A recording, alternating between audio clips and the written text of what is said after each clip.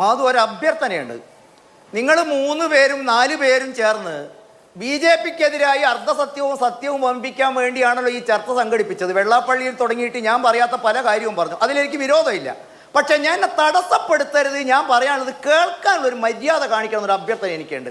ഞാൻ നിങ്ങൾ പറഞ്ഞ ഉത്തരത്തിൽ കൃത്യമായിട്ട് എനിക്ക് തരാം. എനിക്ക് അധിക സമയം വേണ്ട, മാന്യമായ സമയം കിട്ടിയാൽ മതി, തുല്യ സമയം കിട്ടിയാൽ മതി. ഒന്ന്, താങ്കൾ ഒരു ചോദ്യം ചോദിച്ചു, മുസ്ലിം ലീഗ് മതപാർട്ടിയാണോ? അതിന് എൻ്റെ സുഹൃത്ത് ഉത്തരേന്ത്യയിൽ എന്തൊക്കെയോ കഥ പറഞ്ഞ് ഇവർ മതേതര പാർട്ടിയാണെന്ന് വരുത്തി തീർക്കാൻ. സർ, കേരളത്തിലെ എത്ര സീറ്റിൽ, നോൺ റിസർവേഷൻ സീറ്റിൽ അല്ലാതെ എത്ര സീറ്റിൽ മുസ്ലിം ലീഗ് നോൺ മുസ്ലിം കാൻഡിഡേറ്റ്സിനെ നിർത്തിയിട്ടുണ്ട്? പട്ടികജാതി സംവരണ സീറ്റ് അല്ലാതെ മലപ്പുറത്തെ എത്ര പ്രാദേശിക സീറ്റിൽ മുസ്ലിം ലീഗ് മതേതര സംഘടന ലീഗ് അല്ലാത്ത ആളുകളെ കുറിച്ച് നിർത്തിയിട്ടുണ്ട്? മതവുമായി ബന്ധപ്പെടാത്ത പൊതുസമൂഹത്തിൻ്റെ ഏത് കാര്യത്തിലാണ് മുസ്ലിം ഉത്തരം പറഞ്ഞത്? ഇനി നിങ്ങൾ എന്നോട് ഒരു ചോദ്യം ചോദിച്ചു. ഞാൻ അഡ്വക്കേറ്റ് മീരാന്റെ ചെവിയിലേക്ക് ഒരു വസ്തുത പറയട്ടെ. അമ്പലനടയിൽ പച്ചയ്ക്ക് കെട്ടി തൂക്കി കത്തിക്കും മുസ്ലിം ലീഗുകാര് കാസർഗോഡ് വിളിച്ച മുദ്രാവാക്യ. RSSനെ കത്തിക്കുമെന്നല്ല വിളിച്ചത്. അമ്പലനടയിൽ പച്ചയ്ക്ക് കെട്ടി തൂക്കി കത്തിക്കും. നിഷേധിക്കുമോ? കോഴിക്കോട്ട് ഒരു വിവാഹത്തിൽ മുഖ്യമന്ത്രിയുടെ മരുമകന് വിവാഹത്തെ വ്യഭിചാരം എന്നാണ് നിങ്ങളുടെ നേതാവ് കടപ്പുറത്ത് വിശദീകരിച്ചത്. 21 ഊരിയ കത്തി അറബിക്കടൽ എറിഞ്ഞിട്ടില്ലെന്ന് നിങ്ങൾ ഇപ്പോ വെല്ലുവിളിച്ച് പറയുന്നത് ആരോടാണ്?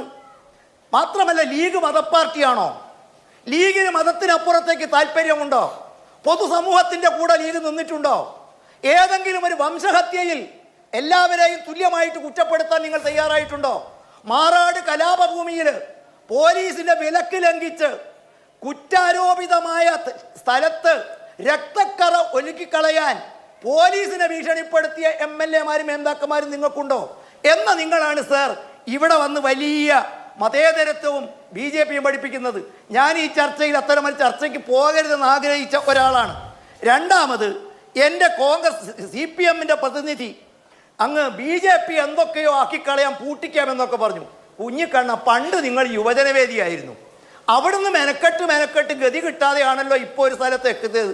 ഇപ്പം അവസ്ഥ എന്താ? ഞങ്ങളെ കെട്ടുകെട്ടിക്കുന്നത് പോകട്ടെ. പഠിച്ച പണി 18 നോക്കിയിട്ട് BJP എവിടെ എത്തി?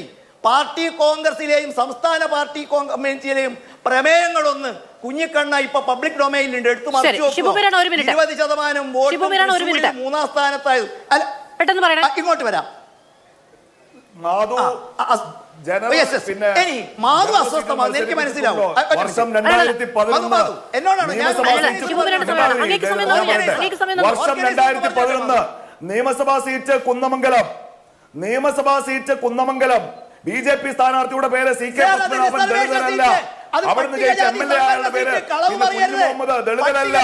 UC രാമൻ ലീഗിന്റെ സ്ഥാനാർത്ഥി ദളിതൻ.